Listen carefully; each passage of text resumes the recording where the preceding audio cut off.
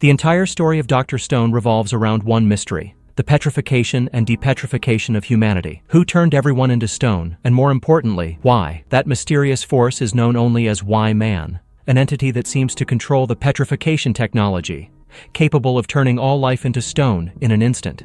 But who, or what, is Y-Man really? Why did it want to petrify all of humanity? And how exactly did it do it? Don't worry, everything will be answered in this video. But fair warning, there will be spoilers from the end of Dr. Stone. So, let's begin. Let's go through Y-Man's story from the very beginning, step by step. When Senku and his allies finally reached the moon, their mission was simple but terrifying. Confront Y-Man, the unknown being that had once turned all of humanity to stone thousands of years ago. Senku described it as humanity's greatest battle, not against another human, but against the unknown itself. Armed with limited weapons and a single petrification device called a Medusa, the group landed on the moon, ready to uncover the truth. As they traveled across the lunar surface, they spotted something unusual: a strange, dark stain near the landing site, and right beside it, the remains of an old Apollo mission flag bleached white by cosmic radiation. It was as if Y-Man had chosen its home right where humanity had left its mark years ago. But soon something went wrong. Senku's team received what sounded like his voice, a transmission telling them to open the Medusa capsule.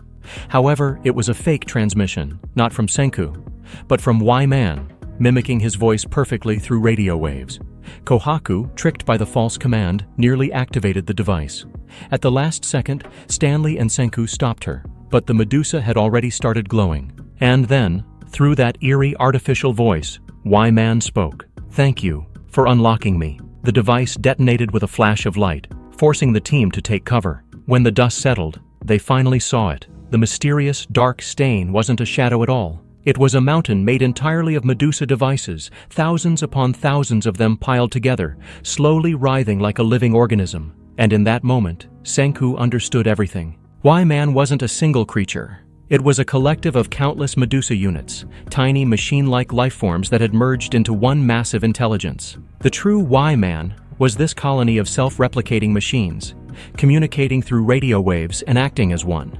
When Senku tried speaking to it, Y-Man replied with the same cold question humanity had heard before: "Do you want to die?" The same haunting phrase that was transmitted to Earth earlier. But through their conversation, Senku and his team uncovered the truth. Y-Man, or rather the Medusas, were not alien invaders in the traditional sense. They were machine life forms. Their goal wasn't destruction. It was survival through parasitism. Here's how it worked. The Medusas traveled through space, searching for intelligent civilizations by detecting electromagnetic waves, like radio signals, which only advanced species produce. Once they found such a civilization, they would descend upon it, offering something irresistible: eternal life through petrification. The first time they reached Earth, they began small, petrifying swallows around the world as a test run. After confirming that Earth was home to intelligent life, they released a massive petrification wave across the planet. That was the moment all of humanity turned to stone. From their perspective, this wasn't genocide.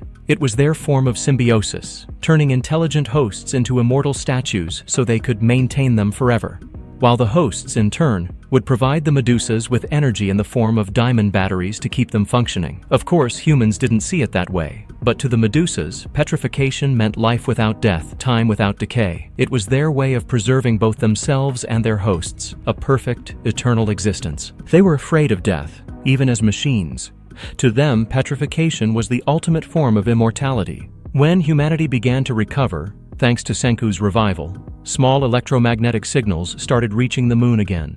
These were caused by things like the creation of the GPS system. The Medusas detected these signals and realized that humans were back, intelligent, capable, and once again producing electromagnetic waves. They became curious. If humans desired survival, why did they reject eternal petrification? This question, why, became their core signal. That's where the name Y-Man came from. To the Medusas, it was a logical confusion. If petrification meant eternal life, then why would anyone not want it?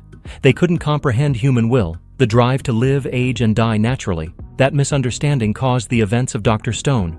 But ultimately, through dialogue, Senku made them understand humanity didn't want mindless immortality. They wanted to live, to think, to progress, even if it meant death. Finally, Senku concluded the truth.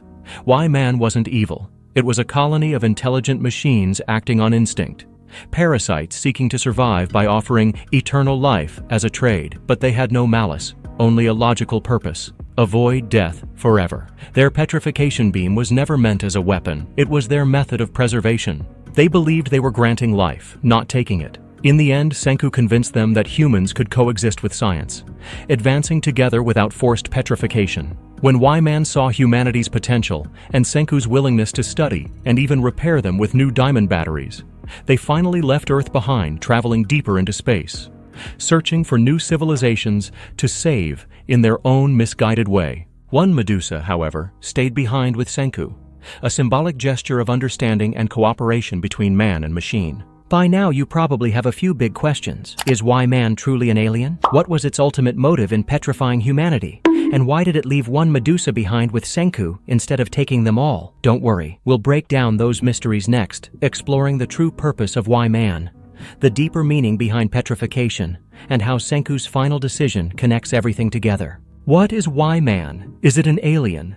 In Dr. Stone, Y-Man isn't a single creature, god, or person. It's actually a collective of microscopic machine lifeforms called Medusas. Think of them as alien nanobots, countless tiny mechanical organisms that share a single hive-mind consciousness. Long before the story began, these Medusas arrived on Earth from deep space. No one knows where they originally came from, even they don't. When Kohaku once asked about their creator, the Medusa simply replied that they do not know. The origin of all things fades with time.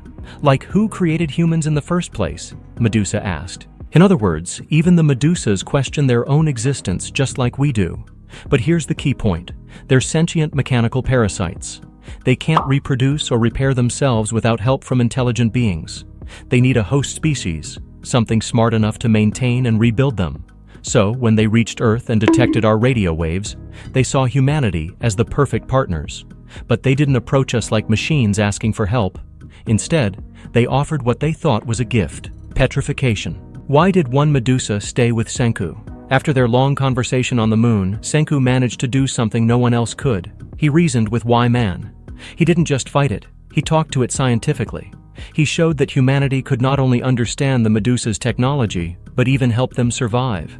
By providing new diamond batteries and possibly improving their design, this changed everything. When the Medusas decided to leave Earth and search the galaxy for other intelligent life, one Medusa stayed behind. Why? Because it recognized something unique in Senku: his insatiable curiosity, his drive to understand the universe, and his refusal to stop advancing science no matter what.